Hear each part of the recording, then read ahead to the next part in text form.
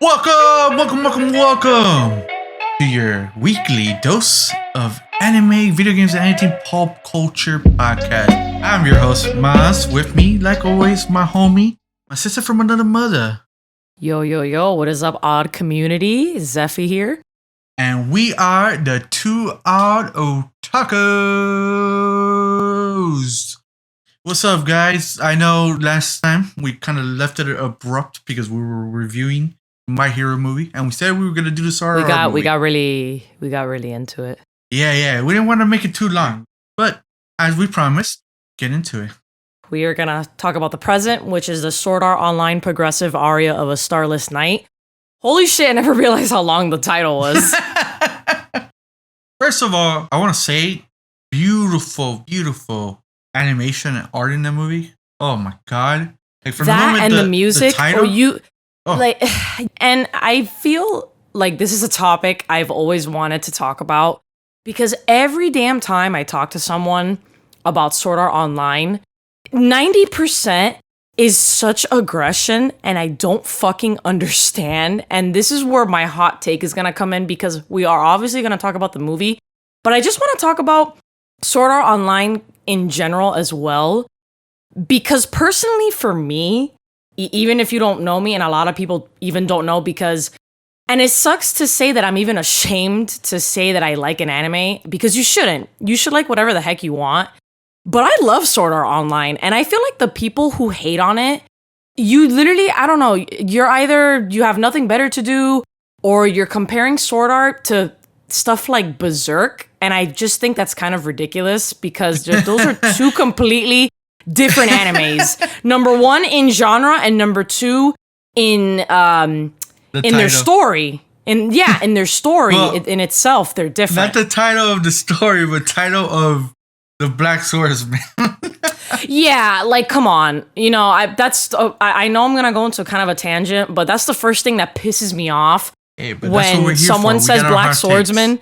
Yeah, like they'll say Black Swordsman and they'll automatically go, oh, but not Kirito, and I'm like, the Kirito was not even like the first thing that I was thinking about, but okay, hater, whatever, toxic. But anyways, funny you bring that up actually. So I was listening to one of Nani no Anime's podcast episodes. It's like one of the old ones. Just for listening to it. They bring it up actually because one of the hosts loves it. Shout out Ruff.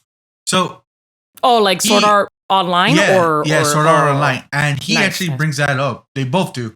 It's just Sword Art in general, like you said, gets such hate, and it's such. I'm sorry to cut you off, but people say, oh, but it's not the first in its medium because the whole MMO thing and the whole being stuck in a game. While I do understand it's not the father or a pioneer of it, it does such a great job nonetheless. So I don't understand where this hate comes from, but go on. I actually want to hear what that person had to say. It's something they said that I tend to actually say when in just normal conversation, not just because we're recording right now or anything. It's just I agree with what they said. Again, is because Sword Art at the time when it was released, such as Attack on Titan and every other new anime after, it starts to boom, and then you get those haters that just want to hate. Because they just want to hate. It's the popular thing. They haven't even watched the first episode. They haven't even given it a shot. And they just want to bash on it for no reason. Yeah, may it be an isekai? Sure. Absolutely. We know that isekais are very... Yeah, it's very drawn out. And even to this day, there's always an isekai, like 1, 2, or 3 that are like released every season, Right. We get double the dose now every season. Can it be annoying? Yeah, absolutely. I understand. Can it be overwhelming? Yeah, of course. But there's always those little hidden gems that turned out most of the time, as of late, not all the time, they're isekais. There could be good and bad isekais. Sword Art happens to be one of them. Is it a fucking 10 out of 10, just like they said on the podcast? No. Is it a 9 out of 10? No. Could it be a possibly 8 or a 7? Yes. Depending on how you see it. Sword Art is not a bad anime. It is also, in my opinion, a great starter anime for people who haven't even seen an anime in their entire life.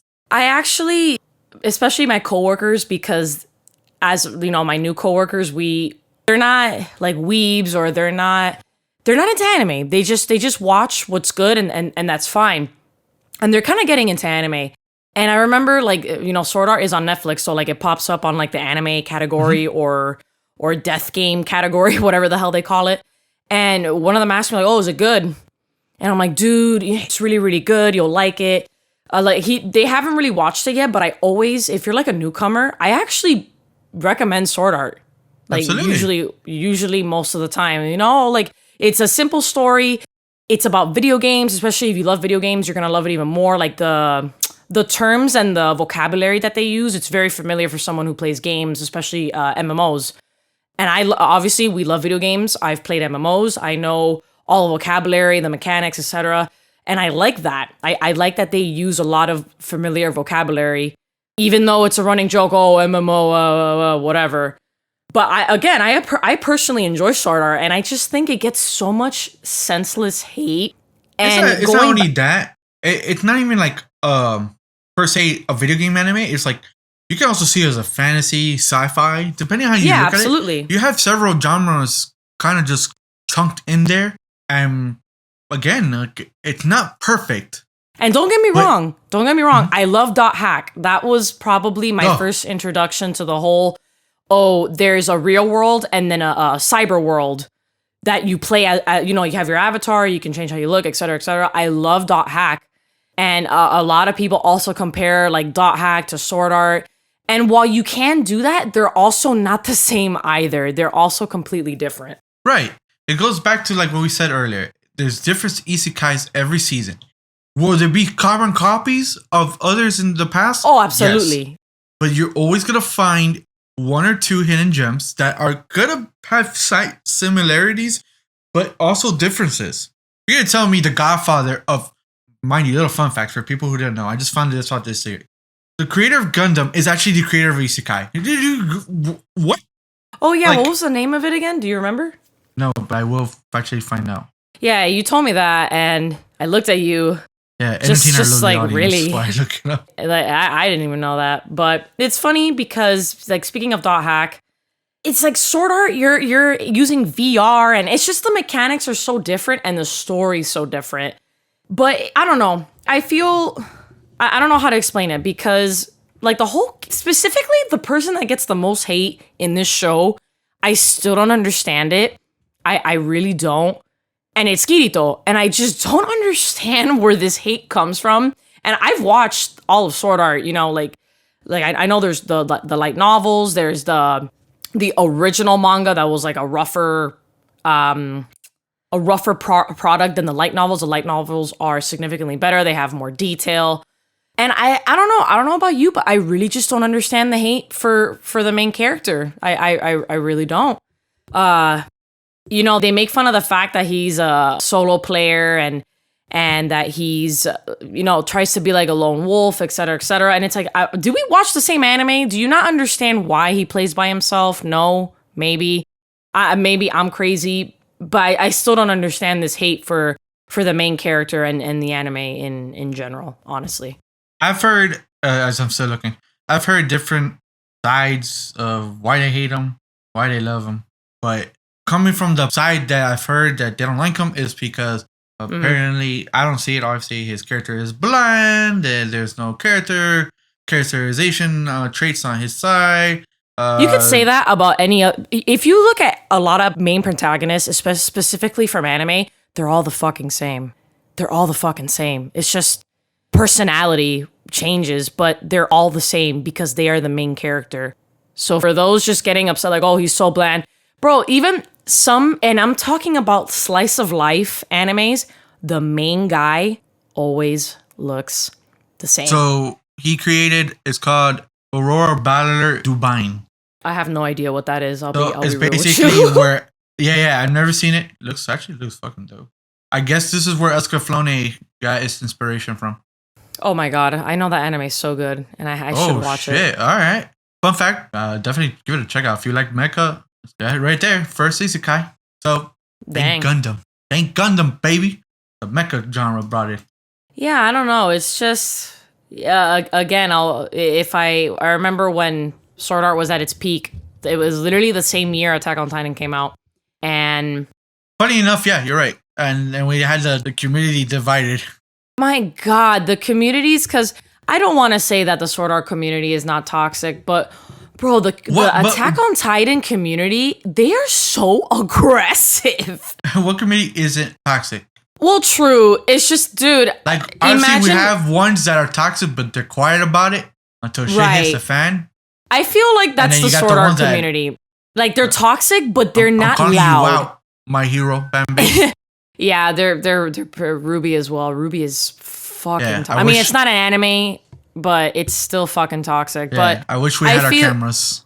Yeah, I feel the Sword Art community is toxic, but they're quiet. Because honest with you, I've never really seen them just go off the rails. But the year that Sword Art Online came out, you know, we loved it so much that we cosplayed it. I had cosplayed Asuna, my good friend cosplayed Heathcliff, and then my significant other at the time was cosplaying Kirito. And whatever, like, we had a great time. Again, this is when the anime was at its peak, so we would get we would walk an inch and we would automatically be stopped. Not to say that, you know, we were the only cosplayers there, because there were an abundance of SAO and Attack on Titan cosplayers, because it's the first con after, you know, the anime has aired. You know, they're still ongoing at the time. And we met like this couple, or I don't know if they were a couple or they were like brother and sister or friends or yo no sé qué, but it was an Eren and a Mikasa from Attack on Titan. And they killed it, bro. The Omni gear looked on point. The wigs, the makeup, they looked incredible. And we all went on stage, you know the cosplay contest, obviously, for like SuperCon, because it was SuperCon at the time. And I feel like we should explain what that is down here for people who don't know. Oh, yeah. That's like our big New York/San Diego Comic-Con here in the Miami area. Just so you guys know, understand. Yeah, Florida SuperCon, which is where we're from. It's based in Miami. Obviously, Florida has, you know, MegaCon, Holiday Matsuri. We got Otaku Fest now. Well, I'm definitely that's right. I've never hit Otaku Fest. It looks cool. I'd like to hit it up. But those are some of like the Miami area conventions. And SuperCon, it's grown really big, not only for the anime community, but like the con scene. It's a pretty big convention now. It almost goes on par with MegaCon, which is in Orlando. But specifically, the one I'm talking about is SuperCon, which was here in Miami. And I guess I should explain what a cosplay contest is.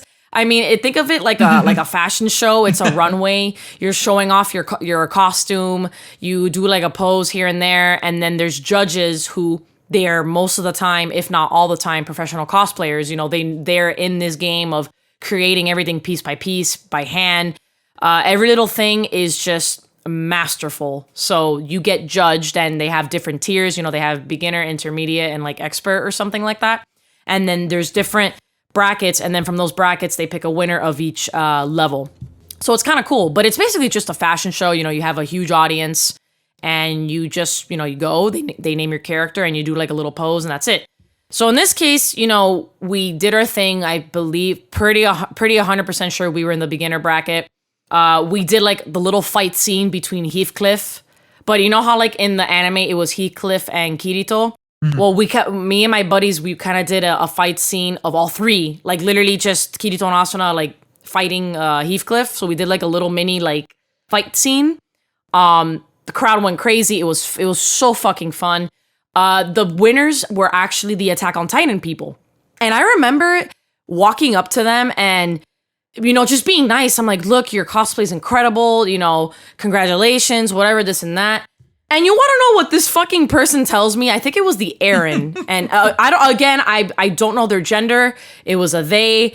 Couldn't tell. But they literally just look at me and they go, well, we won because obviously our anime is superior and SAO is trash.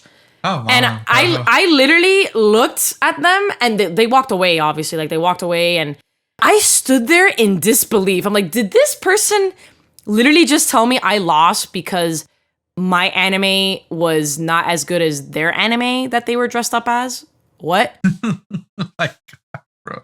No, so ever since then, I've hated the Attack on Titan community. Y'all are some toxic motherfuckers, because I just couldn't believe how elitist this person. It was so bad. And by the way, we are not bashing the content or source material. We are bashing the community itself. Me and Attack on Titan have, we have a little bit of a love-hate. That's for the future. That's for the future. Yeah. What I'm trying to say as Maz, I'm not bashing the content. I just, ever since then, I am not fond of the Attack on Titan community because I just thought that was so ridiculous that because this anime was gaining traction, Sword Art, people... And I get it, you're kind of sick of the Kirito cosplays, you're sick of the Asuna cosplays, but for you to really tell me that the anime that I love is trash and that's why I lost, that's really ridiculous. And you can love whatever anime you want, we can have different opinions, but don't be a dickhead. Seriously, I literally just go up to you, congratulate you, you won. I have no scorn or vendetta against you. I'm just telling you your cosplay was amazing and you deserved it. And then you tell me that the anime was trash. No, don't be mean. Don't do that. Cons are not for that. Just no. Back to our rant about Sword Art. I have a question for you. I've never asked you this, Maz. What do you think of this whole, because I brought in, you watch Berserk. I do not. But what is this thing with people comparing other quote-unquote black swordsman characters to Guts? I just don't understand this. Oh, he can be the only character that is a black swordsman or whatever. Can you explain this to me? Because I just don't understand. Okay, so coming from someone who's seen it and is actually currently reading it, rest in peace, Kentaro. So I have reached, so people will know where I'm at, so they get more of an understanding. I reached the big giant moment. Did not spoil anything. Where a particular fucking dickhead, I'm not saying anything else other than that, betrays Guts and basically makes his life a living hell. And then that's where he that's where he gets his Dragon Slayer sword, which led obviously. Is that the big one that the giant claymore looking buster sword looking thing? Disclaimer, do not pitchfork me in the comments, or if you know me, don't start attacking me because I don't watch Berserk. I've tried it. It looks phenomenal. It is not for the faint of heart. It is not for me. It is definitely not for me. No. I stay 5 feet away from that. I am saying it on record as we are recording, and this would be literally on the internet, so you can literally refer to this whatever you want and throw it in my face. But it is. Honestly, it's not for the faint of heart. Do I recommend it to people? Yeah, give it a shot. 100% give it a shot. I'm a firm believer to always try something or read something, try something, watch something. And if you don't like it, you don't like it, honestly. Yeah, bro. I watched those movies and it wasn't for you. Know. I understand that. Yeah, the art of the manga is gorgeous. I've seen amazing tattoos. Phenomenal. Yeah. I've seen amazing tattoos that the tattoo artist has gotten inspiration from Kentaro and, have made it their own. But they do obviously draw inspiration from the style of the manga. And it's beautiful art. I just don't agree with the story. And I just don't. I tried. And But sidetracking for a moment, there will be no one in our generation or probably the next one for a while,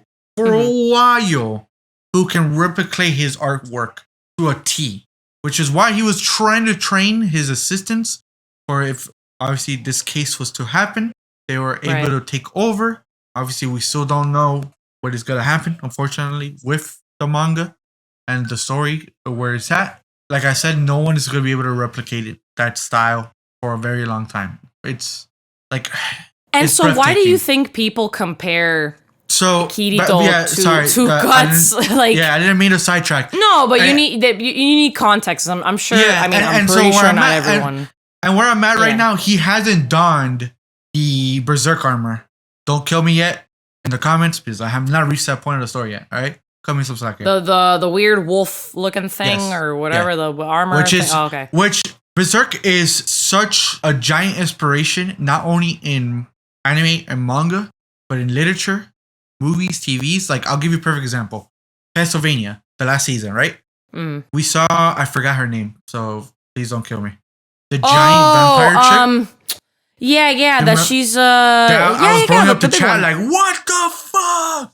They replicated her armor to look like the Berserk armor. Mm-hmm. And just that one little Easter egg shows you how much Berserk has touched people lives and has changed.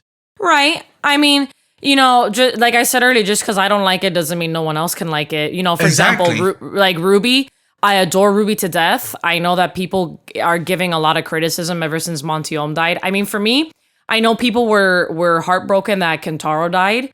And imagine someone like Montiome passing away in the freaking 3rd season. His story has not even begun and he passes away. So me, more than anyone that has told me this whole like story with Berserk, I know it very, very well. And I know Berserk has been going on for a long time. Imagine Montiome, someone who was also like pretty young and his story just started. And he never even got to see Ruby take off in Japan. He never got to see all these like figures and Japan loves it. So I understand where the love, where it's like a protective love. Right. You get me? So you know, if you bash Berserk, you have a guy just coming at you like guns blazing. I get that because I'm the same. Which is why I brought it up is because where my response to you goes into, like I mentioned, it's touched hearts of people. It is engraved into them. It's brought in. I hope they don't get mad that I'm gonna mention them.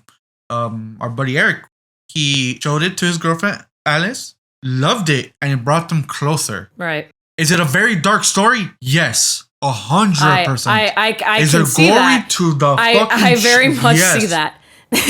Whoever I ever recommend it to, I would tell you, look, it is a very, very good story.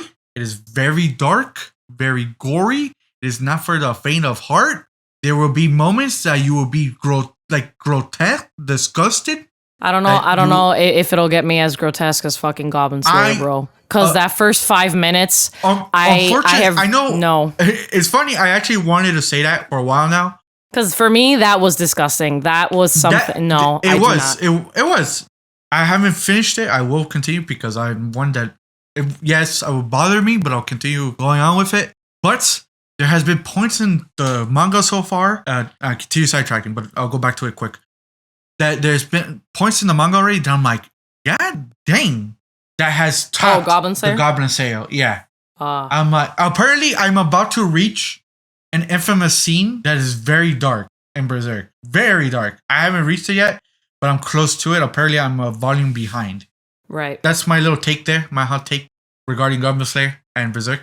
But my point is, to answer your question finally, the reason why I'm saying all of this is because I think people have constantly compared them because they're scared that just the title alone, there's going to be this new gen anime that is literally unrelevant to it, unrelated, and it's going to take away the title and like kind of title that Guts is known for as the Black Swordsman is going to be thrown into the mud. And that's what I feel people are constantly in this debate that Guts is the true Black Swordsman, Trust is the true Black Swordsman. Oh my god. I don't know. I find that so ridiculous because I'm pretty sure. Is it ridiculous? Yes, it is, honestly. I'm sure Kentaro, the mangaka, would not want people to use his character as an outlet to attack other 100%. I believe it. Because I've had, and this is me saying, I've had friends pitchfork me because the moment I say that I like sword art, they'll be like, "Oh, but Berserk has the better Black Swordsman," and I just sit and like. And I find enjoyment in the debate? Yes, it's funny, but does it get kind of annoying? Yes. So I find it's very annoying. Please stop. I find it hilarious. I find it hilarious because sometimes the comments that come out of it is ridiculous. So it gives me a chuckle here and there. But does it get old and stale? Yes, at this point. It's just so ridiculous. And I always pull the card of those are just two different animes. How in the bloody hell are you comparing Berserk to an MMO death game, but then not death game anime? Like what? I don't. Okay, so we are almost. I had to search it up. 10 years into this stupid debate. 10 years, and it's like. Come on, bro. 10 years, you're going to still come with this bullshit? Just drop it. Yeah, you know, Honestly, drop you know, it. you like your thing and I like my thing. Relax. Have I gotten pitchfork for liking it? Yeah. I have a fucking Kirito statue right behind me of his Gun Gale outfit. Now I'm probably gonna get pitchfork. I have the same one. Oh yeah, that's right. We made a joke about it. Yeah, so I have the same one, and I still want more figures of sword art. Like, am I gonna? I have fucking. Hold on. Yes, I have to volume 6 of the light novels. Oh my god, I want all of them. Yeah. Like, am I gonna get pitchfork for it? Yeah. Kiss my ass. My taste. Eat it. I'm really glad that we are. I'm glad that we are talking about this because it's always bothered the living hell out of me because while I understand, especially now that this person has passed away and there's always that because it was the same thing with Ruby. Oh my god, he's passed away. It's never going to finish. In reality, I don't agree with that because he had a team with him the entire time. Now, will they get his original vision? You know what? Probably not. Unfortunately, he has passed away and they can only go with what he wrote to them. I would assume he wrote something. That, like, and it kind of sucks that sometimes we see it like that. I'm just saying this as in general. Man, these creators kill themselves to create these masterpieces. Now, not all of them are masterpieces. I understand. I get it. They're for our enjoyment, our entertainment. Like, they kill themselves to write these beautiful stories. Absolutely, because guess what? If my mentor passed away, I would literally say, everyone, okay, so here's my resume. I don't have the will to complete this. Right, so and that's what I'm saying. Like, that's where I'm going with this. Like, they kill themselves. And mind you, like, we're going to have a giant discussion about this later on. It's like, they're killing themselves to write these stories. And sometimes they don't have breaks. I'll give you an example. Oda only sleeps 3 times a day. This mad lad has created one of the best anime stories, manga stories in existence. It's beating Harry Potter in lifetime sales. No, I think it did already. Yeah, correct. Yeah, you're right. It beat Harry Potter. It beat Batman. And I think it's eventually going to beat Superman. Yeah, because Superman was, like, and that's tough. How are you going to tell me that, oh, damn, I'm going to say it now. You can roast me all you want. But when Kentaro died this year, the first thing people were asking, which I am fucking disgusted, by the way, for people who did that, you're a piece of crap. They didn't even consider the man's family. I know what you're going to say. Like, oh, how's it going to end? How's it going? And I did hear from someone we knew, and I was like, are you fucking kidding?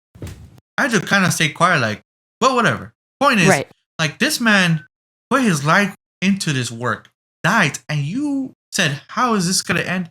Motherfucker, he just died. Think of his family. Like, I know we're going on a giant tangent here. We're supposed to be talking about the movie, funny because it works around it. It goes around. And it's funny because you mentioned that when Montion passed away, Ruby was like the farthest thing from my mind of it even being finished because obviously Ruby this is volume 3. Volume 3 to Berserk is probably still when Guts is a kid. I'll give it to perspective how little Ruby was into its story. That was the farthest thing from my mind. I did not even think once, oh my god, how is Ruby gonna end? Oh my god, is Ruby gonna continue?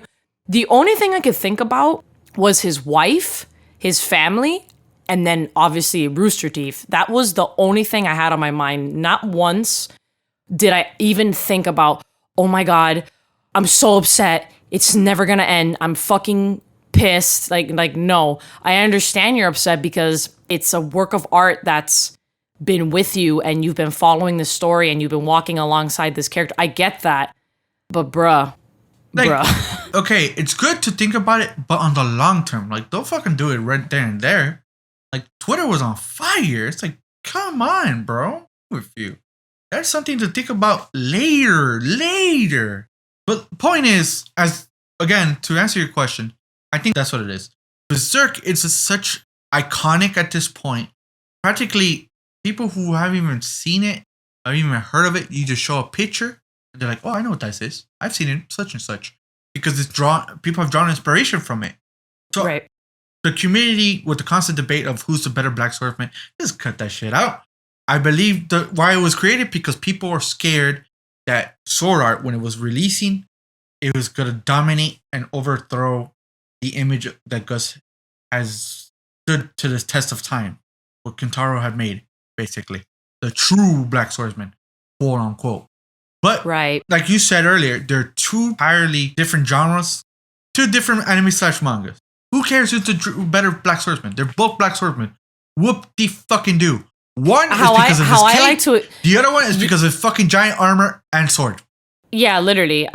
That's how I would explain, or I guess defend myself. I'm just like, he's the Black Swordsman of a virtual world. Relax. He is not like this in his actual real life. He is nothing like how he is. He's a fucking normal high school student. He even says it. He is not. He's powerless in the real world. He is not powerful. He is weak, and he even says that in the anime. It's funny you say that, but I know you haven't seen it. Oracle scale. He kind of points that out when they do the whole AR. Oh my god, that's the only thing that I'm missing from Sword Art is to watch that movie. Just a little sidetrack there. So it's funny you say that. Yeah, so I don't know. I just bring this up because it's a conversation I've always wanted to have with someone.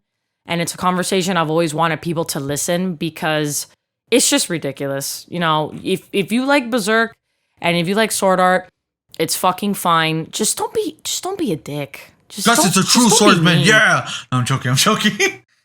Yo, I'm ready to just throw my mic, bro. I'm ready to throw my mic. I'm joking.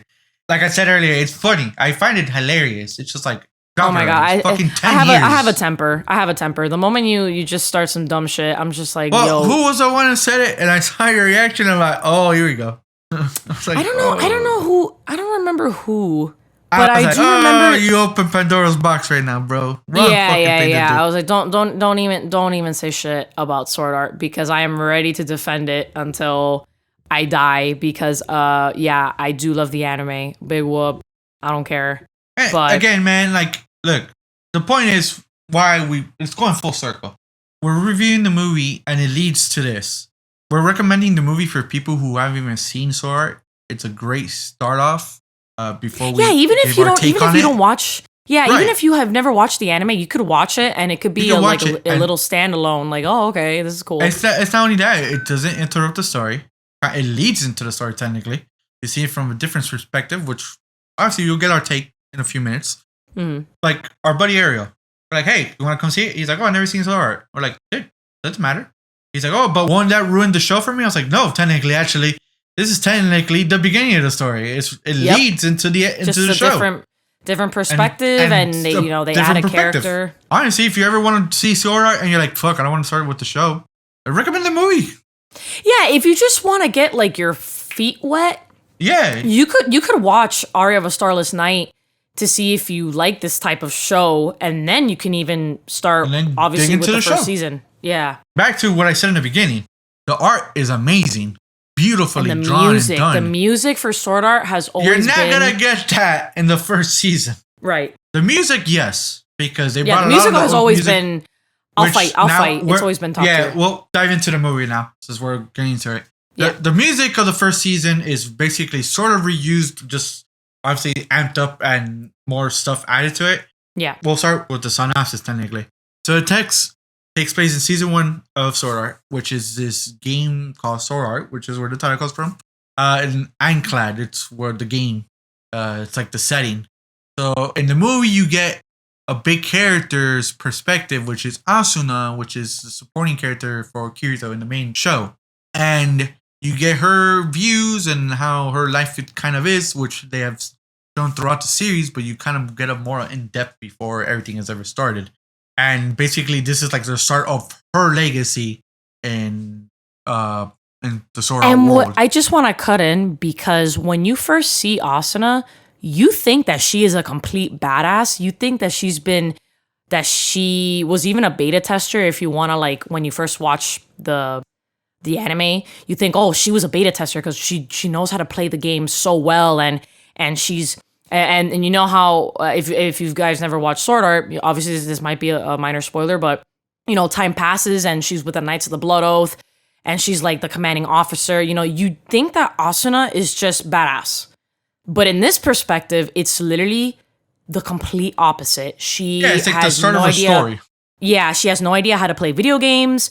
She's only played video games because of her friend Mito, who is a new character. She was not in the anime or in the light novels of Progressive. We didn't know that before we saw the movie. I had no idea. Yeah, and I had no idea that this was also based off of the light novels called Sword Art Progressive. But she's not in those books. She's diving into that for a second for our lovely audience. The Progressive is the side story that goes along with the main story. It is canon, right, and it takes place all in Ironclad. And it is getting the perspectives of each floor we never saw in the anime or in the actual light novels. And I don't blame the anime for not covering every floor, because this shit has like over 100 floors. And can you imagine each episode covering each floor? That's a lot. Mind you, I know a lot of us, me included, we want to see those floors.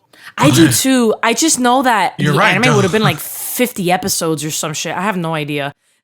Yeah. So like, the point is, you get Asuna's perspective. Her transformation to the badass we know. Yeah.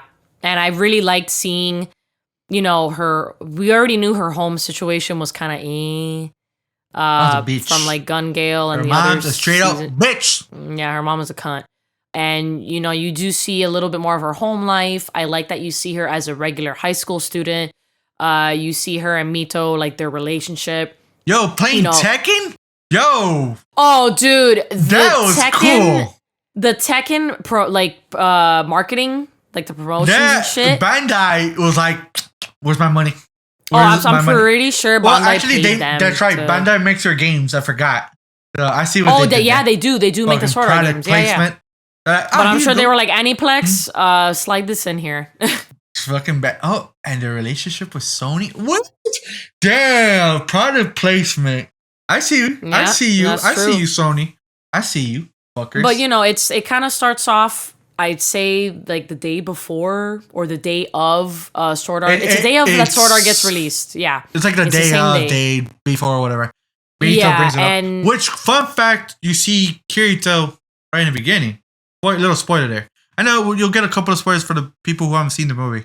We apologize. Oh yeah, this is spoiler for the movie and the anime. So if you don't want to hear any of this, just watch the movie and I guess come back. Yeah. Come back to listen to our take. Again, we highly recommend the show and the movie. If you don't want to see the show yet, recommend the movie. But back to our little review. So I do have to say that little Easter egg in the beginning of Kirito, like showing him in the beta, which was fucking cool. Because the opening scene, you mean? Yeah. Okay, yes, that was freaking cool, and her too, because Mito was the person with the scythe dude. there. Which is cool. Yeah. Fucking. Did you get any fate feel from her look?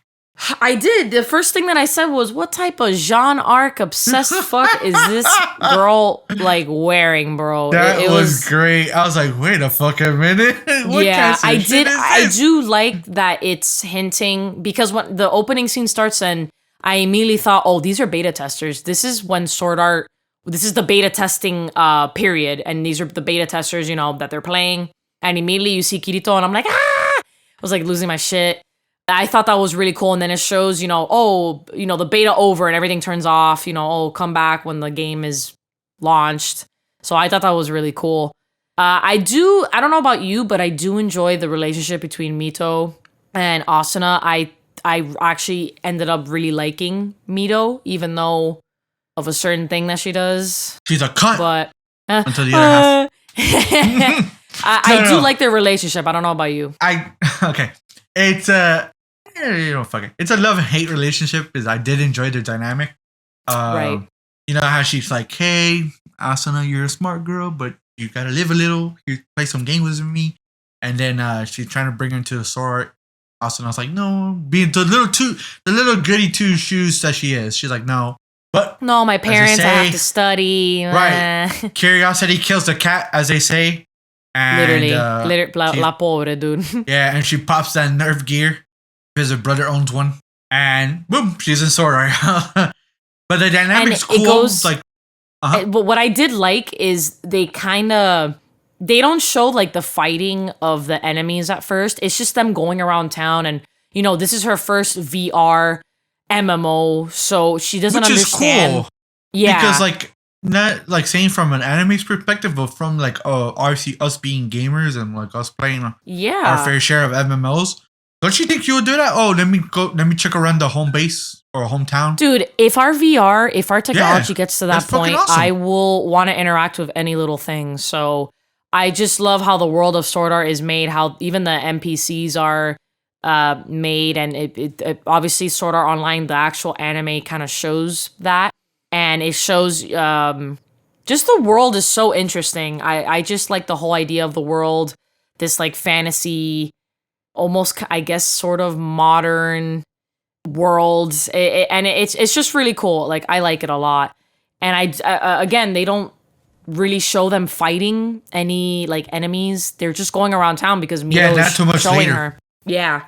Which is cool. Again, like I like their dynamic. The reason why I call her a cunt, so people know, because later on they're training, they're grinding. We could skip. I guess we could skip like the. Skip around, obviously, I guess. For you know the creator of the game comes out as this like DM weird big monster thing and says, "Hey, guess what? Y'all are trapped if you try to take off the nerve gear. Yeah, if someone tries to take off your headset." Your brain gets fried. If your HP hits 0, the microwaves in the nerve gear, you'll explode, basically. So obviously people freak out. People like Kirito and Mito who are smart and they've played this game and they've played MMOs. They know what's gonna happen. It kind of skips, she's teaching Asuna how to really play the game, how to use the gaming mechanics and how to use her real world talents in the game to like give her an edge. How she says, she goes, like use your athleticism in real life. It'll help you in the game, for like a little extra oomph. Obviously they party up. They're friends. They're leveling up. This is all on the first floor, and they by the way, yeah. Real quick before you continue, I love they've always said it, but the way they showed it was fucking spectacular. She actually made herself look like herself. Like the one thing that no one does.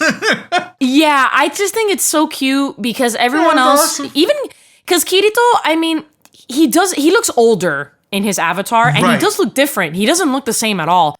Klein, doesn't look the same. Everyone kind of makes themselves different. And Mito even comments like, why did you name yourself your name? Like you put your real name, your avatar is the same. Like what? Awesome. I thought that was cute. Like, I thought that was cute. And then like her username is her name. And I was like, it's just Asuna. Yeah, just there you go, Asuna. That's my name. And I was like, oh okay.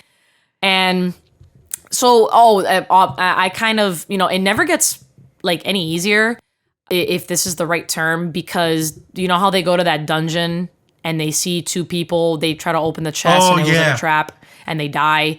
They show that, and that was obviously for Asuna. And Asuna's always been like that. Like obviously the fight with like the Minotaur, that it's like an iconic scene in Sword Art where she's like, oh, we have to help them.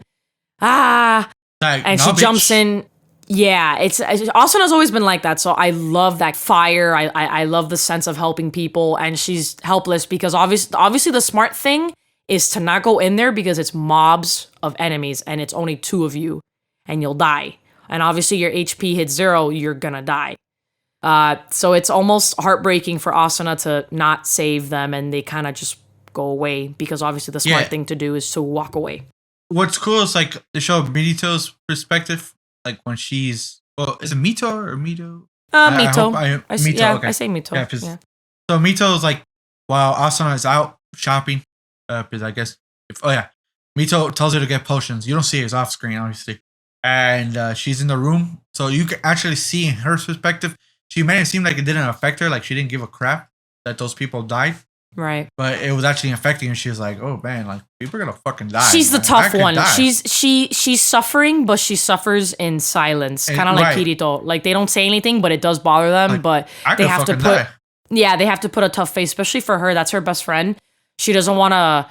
She wants her to rely on her, because she's obviously, number one, a beta tester, and number 2, she knows her way around the world. So she tells her, she's like, I want you to depend on me, and I'm going to get you, like, basically, I'm going to get you out of here. We're going to win. We're going to clear the game. Oh, and going back to the beginning real quick. So when the creator comes out, I like what they did. Little Easter eggs here and there. They're showing all the supporting characters from the show in the crowd. Like you see. Yeah. And you even see like, Kirito with Klein too when they were there. I was also. like, that's okay. I like the little extra details they put into that. You see, like everyone. You see the one with the little dragon. She like breaks down. Lisbeth is the other one. Lisbeth, and they show her, and they show they show Silica. There you go. Silica's the one with the pigtails. They show her too. And she's like, "Oh my god, we're gonna die." I'm like, "Yo, I like the little touch they're doing here." Yeah, really, what they added. Really nice. Yes. Yeah, and you're kind of like, yeah. Did you notice? Because Ruben didn't see it, and I was like, "Dude, did you see it?" He's like, "No." They actually show the girl from the show that Kirito gets a little guild going on. Oh, the Midnight Cats. Yeah, the Midnight Cats. Oh, they show her. Oh, I think they did. I think she was for like with a brief them. second. Yeah, she was with her group. Yeah. I was like, that is dope. You even seen like the little side characters you're gonna see. Exactly, and it's just full circle because you see them. Yeah, you see them in the anime, so it's kind of cool to be there and point and say, oh, those are the characters that you see in episode whatever, or oh, I remember this character. You know. Again, I like that they did that. Like some touch there. Yeah, I love that too. Why I call her a cunt? Oh yeah, so this is after the dungeon scene, and Asuna goes on a spree, which big same I probably would have done also. She's like, you know, we gotta conserve our money. What the hell? Yeah, I got a buttload, and it's so sad because Asuna's like, I got like 20 potions because I'm like that. Yeah, I got 20 potions because you know after today. Yeah, after today I'm scared, and it broke my heart. I was like, oh no, don't be scared, baby girl. Yeah. Like I'm that guy in the beginning of the game, like I'll be like, yo, I don't know, bro. Let me like overspend on potions when I shouldn't be. Here's 20 potions. Like, dude, all you gotta do is like save and whatever. No, 20 potions. I'm cool. Yeah. Here's my money. Same. I understand her perspective of what she did, why she did it too. So to explain to our lovely audience, it's so they continue grinding, they're training. They see this little rat looking thing, humanoid little rat thing. It's like apparently, a rare a rare monster. Who could we like, or what can we pair so they can get an idea? I mean, it's not. I guess I'll put Final Fantasy. It's not a rare. Yeah. I guess it is a rare monster, but like a Tonberry. It's like a rare monster. Yeah, it's like a Tonberry. It's a monster that you see and you're like, oh fuck. Obviously, Tonberry, it's a oh shit, I'm gonna die if I'm super low level, but it's also a oh shit. It is a Tonberry. Items. Yeah.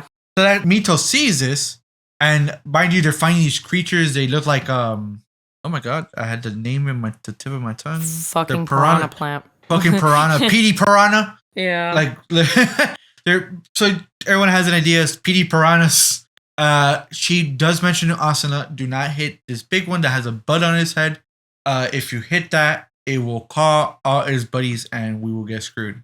So they'll be overwhelmed. So as they're attacking all these little PD piranhas, Mito sees again the humanoid little rat thing.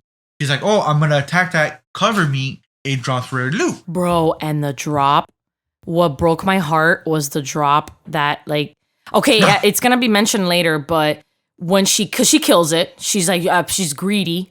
She goes, damn it, like I need it. I know it's a rare drop. I know what it drops. Give me a second, I'll be back. Just hold the mob and I'll come back. And she kills it. And you must be thinking, bro, what is the drop? Why is it so important for you to leave Asuna to come back? And the drop ended up being a rapier for Asuna because that's the type of weapon that she uses. And it's apparently like it's a good like low level weapon, you know. So people understand Mito can use it. She uses scythes. So she's like, I can't use this. Right. It's not in my skill tree, my skill level, whatever. So he kills a humanoid rat under like at the bottom of a cliff. Oh no. Yeah, she falls. Because Asuna accidentally hits the PD piranha. It explodes. Yeah, she comes back, it explodes, and it launches her. Yeah, so it launches her. She falls into this graveyard looking thing, and she's like, crap, I gotta get back up there. And this is where the juicy part of the story, why I continue calling her Yeah, bitch. I don't know if I agree with what she did. I do and I don't. Right, exactly. I do and I don't. Because under the circumstances, if you were in that scenario of a death game, that if you obviously die in the game, you die in real life, you do everything in your power to survive. Yeah, it's tough. It's tough. To lead on to that is, by the way, they're in a party so they can see each other's health bars, which is leads to a funny moment later in the movie. Mito sees Asuna's health dropping because of all the PD little piranhas. Mito has to go up to his ramp, kind of like it's freaking tall too. Like she fell, she fell so far. I go, what the hell, panicking. Man? Mind you, it's funny how she made fun of Asuna for the potions and they're taking the potions. That's true. They were. You're right. Little Easter egg they put there. So like they're each fighting in their own perspective areas. She's trying to get Asuna. Asuna's almost part near death. And she's doing a good job. She killed all of them. Right. At least the plants. Mito doesn't know what's going on. And obviously there's no two-way communication in this game. You are like in medieval, so it's not high tech. You can't communicate. Hey, well, where are you? No. You're next to each other. If you're not, you're screwed. So point is, she starts getting overwhelming herself, and she's like, kind of bounce, I'm out. And she doesn't even let the health bar. She doesn't even look. Zero. Yeah, she doesn't because she doesn't want to look. She disbands the party, and that's when Asuna kind of freaks out too. And so getting to that point now, I don't blame her because it's like, crap, I couldn't get to my friend in time, and I can't bear to see the screen if her health just drops. I'm out of here. I'm not gonna see it. Right. Obviously, it hints later on when you see her again. That's what happened with her. She lives with the guilt that, I couldn't make it on time because I went to go find a fucking hidden rare item, and I didn't help her beat this little quest thing. Like, I see it in her perspective, but you're also a bitch because you didn't fucking kill her rare item. Fuck. And it kind of almost gives this confusion later on because basically another monster starts attacking Asuna, like a dinosaur thing. A T-Rex or whatever. And well, to me, we know she's not gonna die because obviously this is taking place during the first season of Sword Art. You know, Asuna's not gonna die, but it's still, I don't know. You just see the health bar getting low and you're like, holy fuck. But obviously we know she's not gonna die. You see our Kirito boy comes jump in. into action. Yeah, your boy jumps in for the first time. This is quote unquote how they first meet. Because obviously in the anime where they meet is during the raid of the first boss. But from this movie, from Asuna's perspective, they saw each other before. He didn't know who she was. Long story short, obviously she's depressed. I'd be depressed too. You know, why? Because the thing is, she doesn't see the health meter drop. It just says person so-and-so left the party. So Asuna obviously gets into a depressive state. At the same time, a lot of people are dying. You know, there's a lot of by the time we get to the next scene, it's like 2K people have already. Over 2 weeks and 2K people have fucking yeeted. Yeah. So Asuna, which again, another reason why she's my favorite character or she's up there for me is the fact that she, in her world, she's always being judged. You know, like she's not good enough for her mother. Probably not good enough for her father, but her father is nicer. And she has to. You can tell who wears the pants in that relationship. Yeah. And she has to keep this image, and she obviously she's in a what? Grade 8 student, literally like 100% most of the time. I top 2 out of her class. Yeah. And then she starts playing video games. Like what? And it's crazy. And the fact that she's in this death game, it's kind of like, well, fuck me. You know, of course, almost like a of course moment. But she also has this realization of, if I'm gonna stay here, I don't like I want to die as myself. I don't want to die as I guess you could basically as a shell. You know, I don't want to die a shell of myself because I gave up. I'm gonna die trying to clear the game, even if I might die. You know, I don't want to just stay depressed forever. And, you know, you see the scene where she's mapping out this one dungeon. She's just killing like these monsters. She's going about it the wrong way. Right. Because like, like the stupid way, as Kirito says, like, oh, like you're an idiot. Like, why are you doing this if you're gonna map out the dungeon or whatever.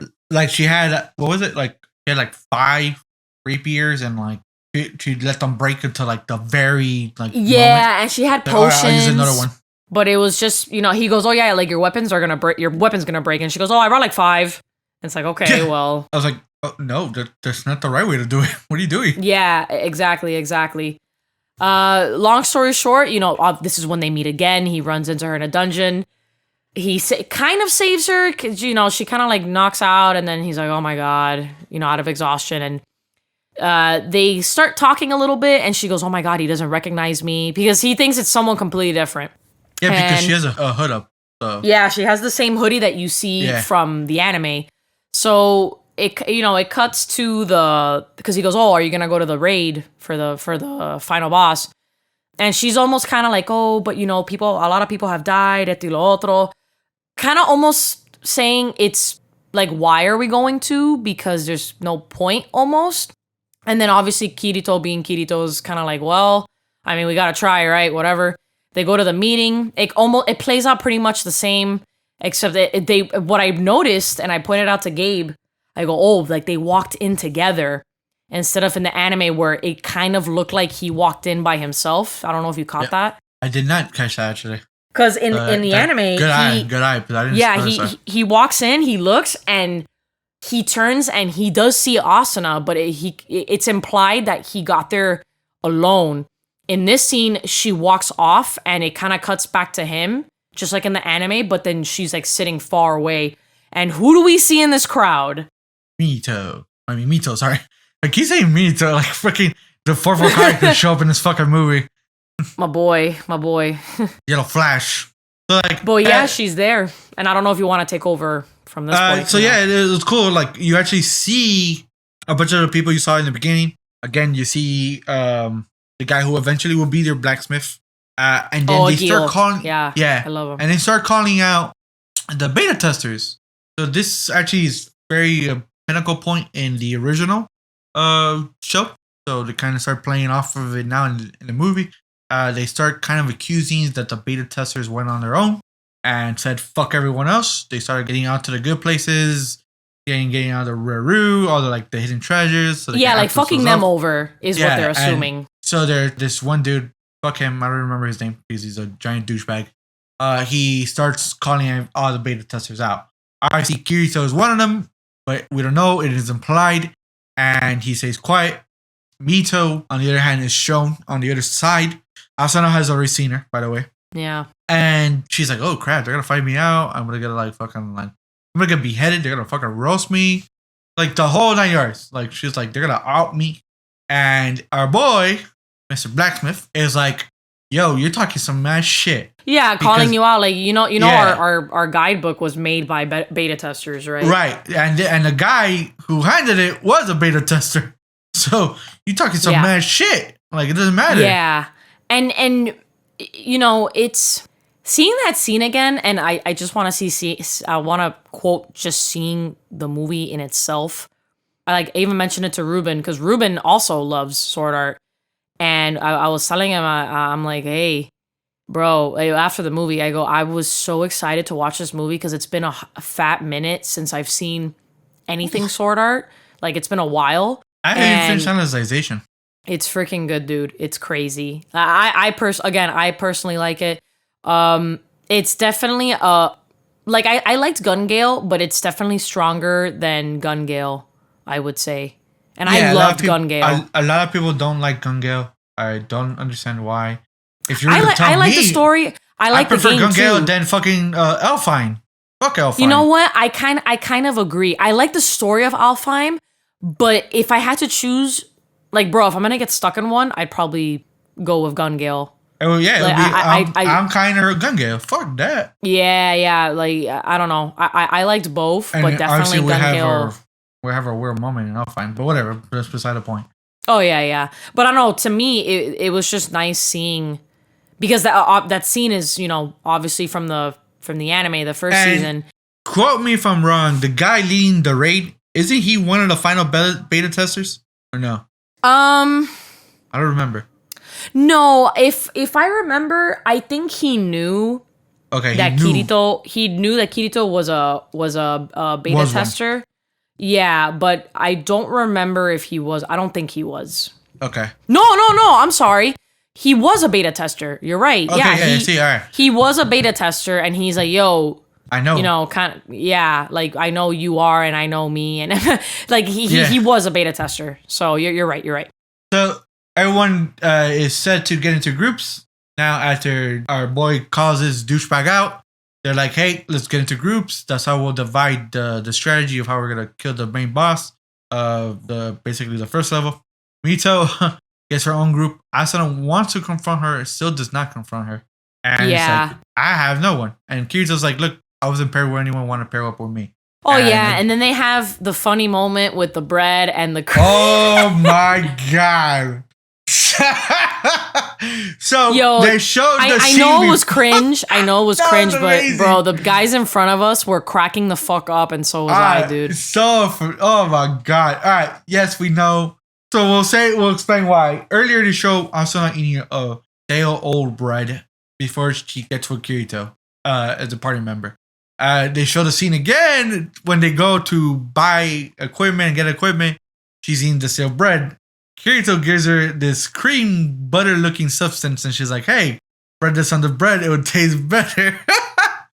So Asuna puts it on the bread and has like this Food Wars kind of moment. She's like, man! Oh my God.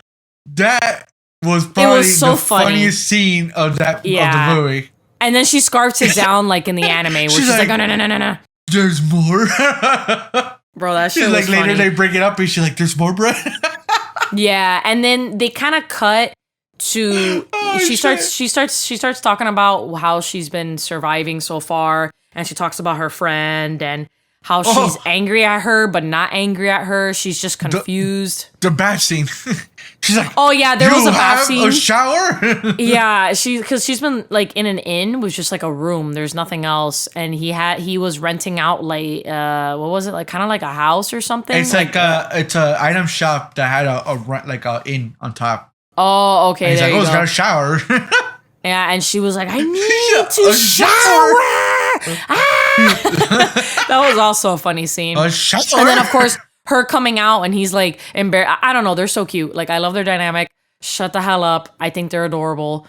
Dude, the facey. Okay, so like she's having her little moment in the shower, like like kind of soaking up everything that's happened because now a month has passed, so everyone knows. And she's soaking up like, oh, I went through this, so I gotta survive this. And when she finishes her shower, this is the other second funny scene. Then she comes out of the bathroom and he's behind the door. She's like, you're behind the door? And he turns super fucking red. And he's drinking the milk. It's cute. Yeah, it's cute. It's cute. I love it. He's like, I love it. No, I was not. Actually, you're right. I think after that scene, they start talking about, she goes, oh, I was in a party and she left me and she was my best friend and I don't know what to do and blah, blah, blah. And Kirito almost feels guilty. Isn't that what he explains the health bar to her? Is it there? Or in the No. That's actually... No. That's actually after, like at the end. He goes, hey, like my name...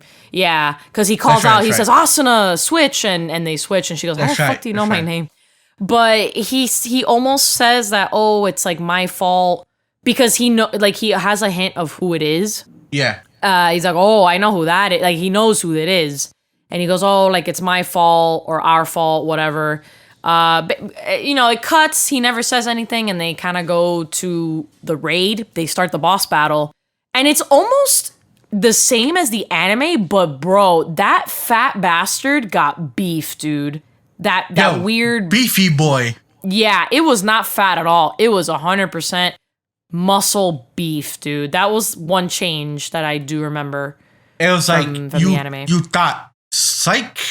Yeah, dude. And whatever, it does the same thing. Like they're going by the guide, and the guidebook is saying, when it switches weapons and the phases and blah blah blah, they're doing good. It switches to its like final weapon. It's the final phase of the boss fight. Oh, that's right. And the raid leader. So Kirito calls it out because he noticed It wasn't the same weapon. And off. Mito too. Mito kind of looks at it and she's like, wait. I like what they did there, because I didn't know until you guys pointed it out. In the anime, when everyone's frozen, you just see them frozen, nothing around them. It's implied they're paralyzed, obviously. Oh, yeah. I love the paralysis. They changed it. Cool. They changed paralysis in the movie. Because they show paralysis in the anime when Kirito, remember when he joins the Knights of the Blood Oath? Yeah. And that guy poisons him and it was a Like, I like how the movie did it better than how they did it in the anime. And it's also an explanation, like, why are they just standing there? You know, they're actually it's pretty paralyzed. Cool. Yeah. So they go back and reference that. And so then, as they're calling out so when he switches weapons, we forgot to point out, it's when he gets to his last health bar. Yeah, it's the final phase of the They get to his final phase of the boss fight, and that's when he's supposed to come out with this club or whatever. Not the club. It turns out to like a short sword kind of thing. So they call it out. It's too late because the head strategist of the whole raid gets fucking KO. Bam. That's again what Zeph said when I mentioned that. Hey, did he know that Kirito was a beta tester? He kind of mumbles it. You don't see it in the movie because it is implied that they think you already seen the show. Yeah, that's true. In the show, they show it. In the show, it's not said, sorry, but it's shown later what he said. They're implying that you already saw the show. But Correct. It's not a big deal. It's what Zeph said. He knew that he was a beta tester. Don't kill yourself. Don't be whatever. Point is, they realize, okay, we got to find him differently. And this is where they have Asuna's super badass moment with Kirito. Just fucking 10 times more badass. Right. Before that. Okay, I have a question. Yeah, go for it. Okay, I don't know about you, but the final fight, I almost shit myself. The animation, the fact that I know Mito was not in the original anime, or again, she's just a OC for the movie itself. I love that she jumps the fuck in. She fights. So cool. She fights with Asuna. She gives Asuna the new rapier, which was when Asuna gets it, she realizes, oh my god, is this like she kind of hints this is it's the drop. Yeah, they have a little moment, by the way. She's like, I'm so sorry. Blah, blah, blah. Yeah, like they have their moment. They attack together, and then Mito kind of gets hit, and I'm there like, oh my god, is because she's a new character. I go, is this bitch gonna die? Holy shit, what the hell's happening? And dude, they go in, they have the whole Asuna switch. They're going at it. They're like boom, boom, boom. That whole fight was mwah. I loved it. Again, love this more than the anime. Music and animation, just like, oh my. Again, I have to say this, but I haven't said it on a podcast. I am a firm believer when shows or anime hit the music mark, they amplify the scene tenfold and can make or break. They give it so much more, and the music I am a firm believer. It hyped me up. I was almost like moving in my seat and jumping in my seat. Yeah, let's go, let's fucking go, get it. I know what happens, but it's just the way that they play it out differently for me was a million times better. Awesome, so good, and like, so beautiful. The colors, the colors, the motion, it's not the like, way Asuna's attacking. Like the colors, like it stands out, and it's not like, oh man, I'm getting like a headache, or it's like the colors are bland. No. They pop out. Every attack is like visible. And the attacks in Sword Art, for me, they feel heavy, kind of like Arcane. I love it when the attacks feel like they have weight. She's like hitting it, and you feel the pressure. Like the dun dun dun, like when she lands hits, and you hear like the noise. Like I'm into that shit. I love it when like weapons hit something, and it's realistic. They have a weight, and it's crazy how they're in this game. It's not in real life to them, but it feels like there's weight to it, even though it's a video game technically. Right after that, boss is killed. And like, woo, we did it! Finally, they clear the boss. Holy shit! Only the first floor out of 100. Yeah. So then, this is when our favorite douchebag who called out all the beta testers.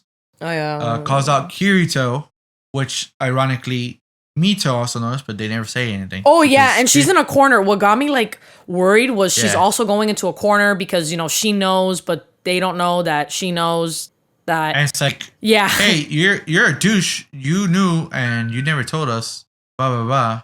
So Kirito actually noticed Mito, and being the punching bag is like, hey, he takes the brunt. Yeah, he takes the brunt for it.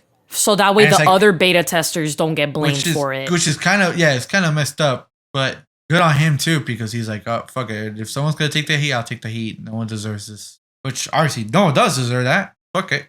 Right. Because he's like, oh, you killed my friend. Brr, brr, brr. Like, I know people make fun of that scene too. Like, oh, he says beater. That's so dumb. Whatever, man. Like, I thought Kirito doing that. Fuck you. I loved it. Yeah. Like, people are going to die. Like, you agreed to a raid. You are sacrificing yourself as well. Like, you could have been the fucking douchebag that died. So correct. Shut up. Correct. Yeah. So then Kirito, this is when he dons, obviously, comes back to the famous debate, dons the rare item that the boss dropped. It's a black coat, which is eventually where he get his nickname, the Black Swordsman, because of the coat. Right. And from then on there, his whole outfit starts to get darker. Obviously, by the end, he's all black, but this is when he starts, as we see Kirito throughout the anime. Kind of symbolic as the show, this first season progresses, because like he's alone now, and like I gotta take the heat, like I'm a loner, fuck everyone. Right, like, and obviously in the anime, when he tries to be in a guild, which he kind of accepts it, he's kind of like, okay, I could try this. And then, people died, and he blames himself, and he goes, what? I was like, oh my god. No, yeah, me too, bro. Me too. I can understand. People always say, oh, Kirito's that one guy. You can't solo. Like, okay, I get it. And they mention that in the anime. There's only so far you can go as a solo player. Yeah. But in a story's sake, I understand why he does it. As much as people make fun of it, I know why he does it. For the nice sake of, twist. Now, I don't know, even though I have the light novels, I haven't read them, all right? Because I have a bunch of other shit in my backlog. Yeah. So, I don't know if they do this in the light novels, but I know they did it in the anime. So, he dons the beater title. He goes, fuck y'all, I'm out, deuces. So, they retcon the anime that Asuna follows him. And Asuna... Yes, because in the anime, she kind of confronts him. They leave, and she goes, hey, how did you know my... Like, they're going up the stairs. Like, he opens the doors, I forgot about that part. He opens the doors, and then she goes, hey, this is in the anime. How did you know my name? What the fuck? How? Wait, are you been following... Almost suggesting, are you following me? Blah, blah, blah. And he goes... no, your name is another funny part. Yeah, like he well in the anime he freaks out. No, I'm sorry, in the movie he freaks out. In the anime he's kind of like look at your name, it's next to your health bar, and she's like, oh, like she laughs. Where's my health bar? Yeah, she laughs, and it kind of just ends there in the anime. It kind of cuts. After their little interaction, it is implied he leaves by himself. In the movie, she goes to Mito, hey, I'm going to follow him because he's the one. Like, I'm going to go far with him. Like, almost saying, like, you're my friend, but he's strong, and I need someone strong. Yeah, I mean, yeah, that too. Fuck yeah, I would absolutely. I mean, she's kind of like, we'll catch up later almost. And she kind of she agrees. They saw each other again, thank God, whatever. She goes up the stairs. It's the same scene. How did you know my name? A little bit funnier in this one, and then after that, beautiful shot. They show almost like the other plateaus and like levels of like Aincrad. That was cool. Like kind of like the outside where it's like it's like little islands, and then he goes, okay, let's go, and then they walk together, and then that's the movie. I have a question, Maz. What did you think overall of the movie? Movie was fantastic. Again, I recommend it for anyone who hasn't seen it. You can start off with the movie. Really, really great. Even like for a first-time anime watcher, I will show this to them. I think it's a cool because they still talk about Aincrad. They still talk how the game works. It's not like something big is gonna happen. You're gonna miss it. You're like, fuck, I should have seen the show. Like, no, it actually doesn't take away from it. You could even do. You could do this as like a standalone like anime watch. Just watch it, and then because at the end of the movie they tease the second movie, which is the continuation. Fuck So, god damn it, all right? Why does Japanese theaters, all right, they get all the good shit? We over here have to struggle and go on YouTube or to hit the internet, and find the good stuff. Zeph, right before we recorded, found out there was a teaser. And we waited till the end of the movie to find out if there was any after scene, cussing, and there was not. Yet, there actually was, hinting the next movie next year, sometime next year, which is my question to you. Don't you think that's a little quick for the second movie? Oh, yeah, because they said it was for 2022. Yeah. I just have this feeling because, like, Astralization, like, it's done, like, the anime. Yeah. I feel they were, like, working on both. And I don't know how many movies there's gonna be, personally. I brought this up to someone. The final arc. Okay, so Sword is gonna end. It's entering the final arc now. He hasn't even started it yet because Alicization actually just finished as well in the light novels. Yeah. Like it finished the light novels, then the anime finished it right after. So it's supposed to enter the final arc, and that's it. But he hasn't even released like the next volume for it. I think he's writing it still. What I was telling this person that I think is gonna happen is that to fill the void that we have now until the next whatever it is, anything content related, we're gonna get the progressive stuff in movie format. That's what I think they're gonna do to fill that little void. Even though I thought progressive was done, they're still going. Yeah, it's ongoing. Yeah. Which is crazy. But I think the stuff that has been released already in the light novels, we'll be getting that in the movie forms. In the meantime, as we wait until like the next season or whatever it is. So that's what I think they're gonna be doing. Yeah, do I think it's a little... I am surprised because I thought it was going to be 2023 or I don't know what. No, it said 2022 and I sat there, Unless like, what they could have possibly done too is, I just thought of it, kind of like, you know how they do when, for example, Avengers, when they were filming Endgame and Infinity War, they kind of did it together and then they kind of split it in half. That's maybe what they were doing. They were drawing both movies at the same time. They're like, okay, here's the end. I think so. Yeah, I think so too. I think they were working both at the same time. I have no problem as long as it's the same quality. If I notice a dip in quality, then there's a damn problem. Right. Personally, I haven't seen Ordinal Scale. I do plan on watching it. Yeah, I do plan on watching it because the thing is, when it released, it was on Hulu. I remember it was on Hulu, or it released. I don't know if I think it released in theaters, but I didn't have the time.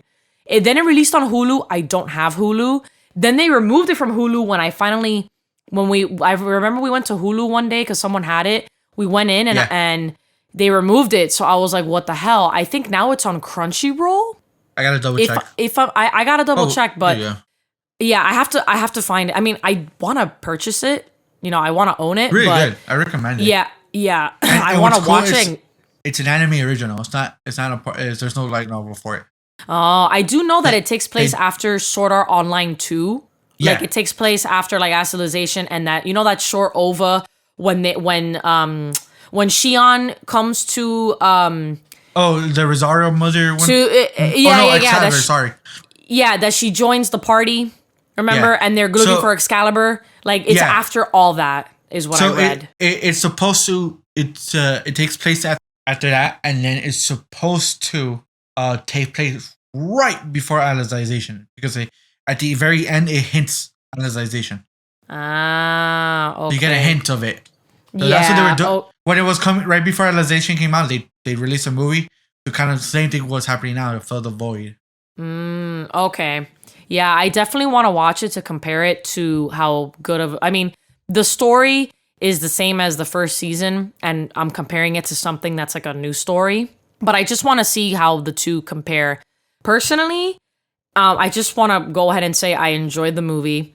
I love the anime, so I knew I was already going to enjoy the movie, specifically because I hadn't had any new Sword Art content in a while. So it was good to see the health bars again, to hear the noise when you charge an attack. It all came flooding back. Oh, what? I go Likostot.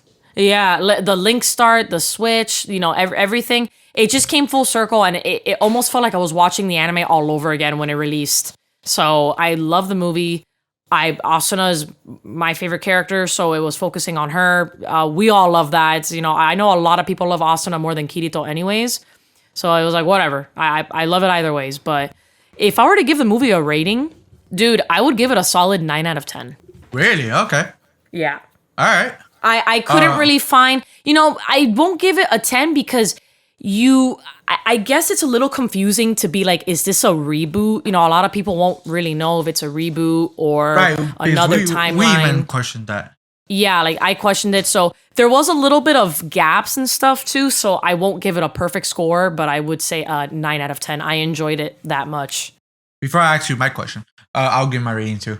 Animation, phenomenal, beautiful. Reliving the story, it's just like pure nostalgia, but I'm not like rating it just off nostalgia. Right. Because like, again, the music, phenomenal. Oh, and then Lisa, who's always done, who's always done the openings and shit. Her, like, the theme song of the movie slaps. I mean, all the bangers have been great for Sword Art, but this one is probably my favorite. For people who don't know, Lisa's the one who did the famous Demon Slayer theme song that everyone knows now. So she's done Sword Art. Little fun fact, phenomenal music, phenomenal, man. And again, I can't emphasize enough. Art, chef's kiss. Yeah, you could tell the budget. It's an anime movie. The budget was high, and the only thing I will ding, I'm not gonna give it a 9. There's a reason why. I will give it 8.5. If we're gonna do point scale, so I would do it a solid 8.5. The reason I don't give it a 9, in my opinion, is because I felt like I wanted more. Okay. If I'm making any sense, like I felt like, yeah, sure, it was a good cutoff point, but I felt like they could have probably fit like another. That's where my score did lower. It's the gaps and like the gaps of like what is this? Is this like a reboot? Yeah, like. But it's also like they stopped like right where it stopped, and I didn't expect that. I thought it was gonna be more. Right. Not that I'm disappointed, but that's why I feel my score is also lower now that you mentioned that because of where it stopped. Yeah, like because I felt like I enjoyed that they showed the other areas. We saw some of the ones we already seen, but we saw like they showed the little grave scene, they showed the little dungeon scene, just a piece of it. They showed the cave scene, but I felt like they could have shown the entire first floor, like we saw a good chunk of it, and then they could have shown at least maybe. Now, I'm not saying 2 more, but at least the second floor. They could have shown 2 entirety. So 1 and 2. And then been like, okay, we'll do the next floors in the next movies. Right. That's the only thing that I would ding it for. Okay. Now, my question to you is like, right before we start wrapping up, is there anything you would like to have changed? I guess more... Because I was going to say more time with Mito, because now I don't even know if she's going to appear in the second one. I'm just thinking, they're done with her. Yeah, like, is she going to appear? And if she doesn't, I feel just more time with her. In my opinion, I don't think they should have ended with her, with showing her going with Kirito. I feel she should have gone back with Mito and kind of go with how Sword Art is, Because, I don't know if it's gonna follow the anime. They show that she branches back somehow. But I think she should have gone back with Mito instead of going with Kirito. Okay. That's what I probably would have changed. Because if they follow the anime, they have to put why she's not there. And if they don't and they change it, I don't know. I feel she should have gone back with Mito. We have more time with her, and we have more time with her for the next movie. Because again, I don't know if she's gonna be there in the next movie because she's a movie only character, and I enjoyed her even for what she did. I still enjoyed her because she redeemed herself. So I feel like so I would change 2 things. I would change that we get a little bit more screen time with her, not just ended at like, hey, bye, I almost saw you die. But I feel like they kind of added a little bit more of the training arc, I guess, with her. And then been like, bye. And then my other thing is, like I mentioned, I would have liked to see another floor in there. Kind of cut the areas that we have already seen, I guess. Kind of just like show, here's 2 minutes or whatever. And then like, here's some extra stuff you guys haven't seen before. Okay. Yeah, I agree. I agree with that. I think the biggest thing for me is the whole her going with Kirito already. I would have preferred just go back. Have her go back, and then they have their moments again, and then figure it out in the second movie. Right. Maybe it'd be cool if Mito either joins Knights of the Blood Oath or goes on her own guild. And you know how the guilds always have raids together. Maybe Mito would be in the Holy Dragon Alliance, and then Asuna is in the Knights of the Blood Oath, and they're both commanders and this and that and blah blah blah. Like that'd be cool, but I don't know what they're gonna at least plan with that character. I don't know what they're gonna do with her in the next movie. Luckily, we don't have to wait too long for it. We just gotta wait according to I'm excited. what we saw. I'm excited. Next year. So unless there's no delays, obviously, but next year we'll do. True. I'm hyped. I love the movie. I'm excited. I am very excited. So that is our sword art progression review. If you are listening to us on Apple Podcasts, please leave us a 5-star rating. Leave us a comment. We would like and love to shout you guys out. Read the comment on as we're recording. Give you guys the love that you're showing us. Give it to you back by reading your comment. Hit us on YouTube. Click like and subscribe. Leave a comment. We want to always interact with you guys. All right. Yep. Steph, where can they find us? You can find us as the 2 Odd Otakus on Instagram and Twitter. Please, please, please. We also have our Discord up on the Instagram and the Twitter. There should be a link there. Once you click it, come join the Odd community on Discord as well. We would love to have more of you beautiful people on there. Hell yeah. Absolutely. Now, guys, we're your weekly anime, video games, and anything pop culture podcast. We'll catch you on our next episode. 2 Odd Otakus out. Later.